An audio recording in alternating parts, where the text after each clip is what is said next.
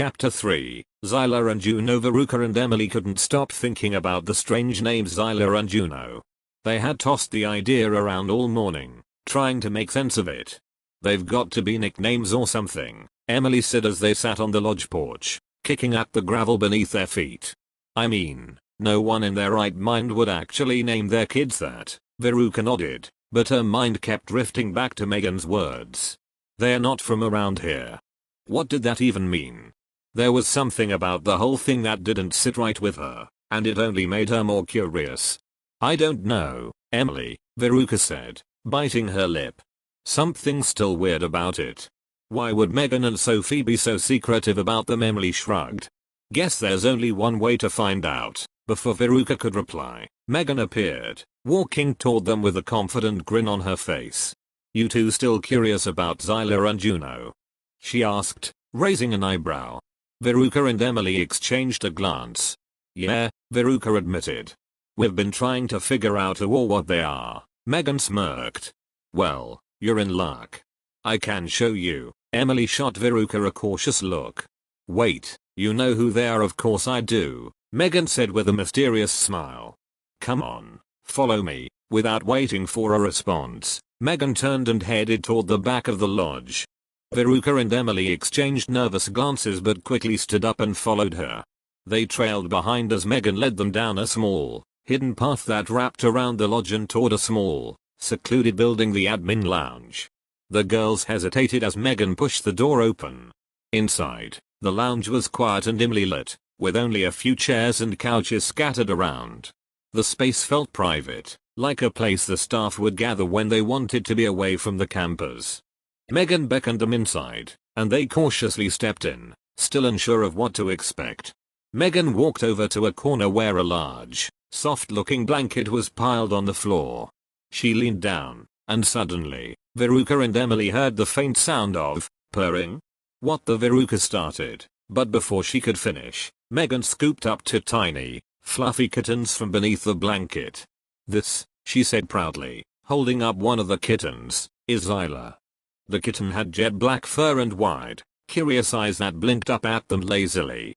And this, Megan continued, holding up the other kitten, is Juno. Juno was a soft gray tabby, much smaller than Zyler, and curled up comfortably in Megan's arms.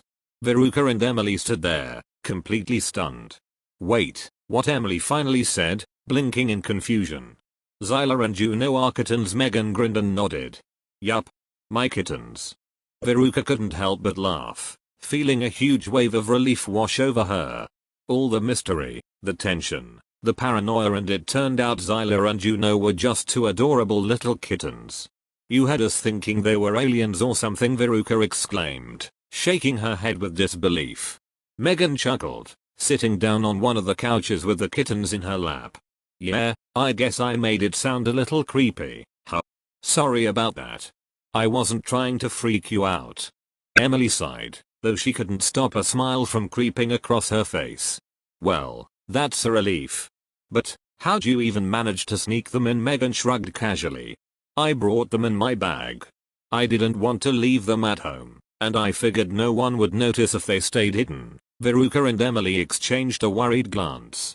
You know you're not supposed to have pets at camp, right? Veruca said cautiously. Megan rolled her eyes. Yeah, I know, but I couldn't just leave them. They're too young to be by themselves. Just as Megan finished her sentence, the door to the lounge creaked open, and a stern voice cut through the quiet. Megan, all three girls froze, their heads snapping toward the door. Standing in the doorway was one of the camp staff members, arms crossed and eyebrows raised in suspicion. What's going on in here? The staff member asked, eyes narrowing as they took in the sight of the kittens. Megan's face paled, and she quickly stood up, cradling Zyler and Juno protectively. Nothing. Just hanging out. The staff member's gaze zeroed in on the kittens, and their expression hardened. Are those kittens? Megan gulped, her attempt at nonchalance crumbling. Yeah, you know pets aren't allowed at Camp Rockwell, the staff member said, their voice sharp. You're going to have to turn them over. Megan's eyes widened, and Veruca and Emily shared a panicked look. Please, can't they stay? Megan pleaded. I'll keep them out of sight, I promise. The staff member shook their head firmly. I'm sorry, but rules are rules. I'll have to report this to Patrick. Veruca's stomach sank. Patrick, the new leader of the camp. They hadn't seen much of him yet, but if he was anything like Pete, this wasn't going to end well.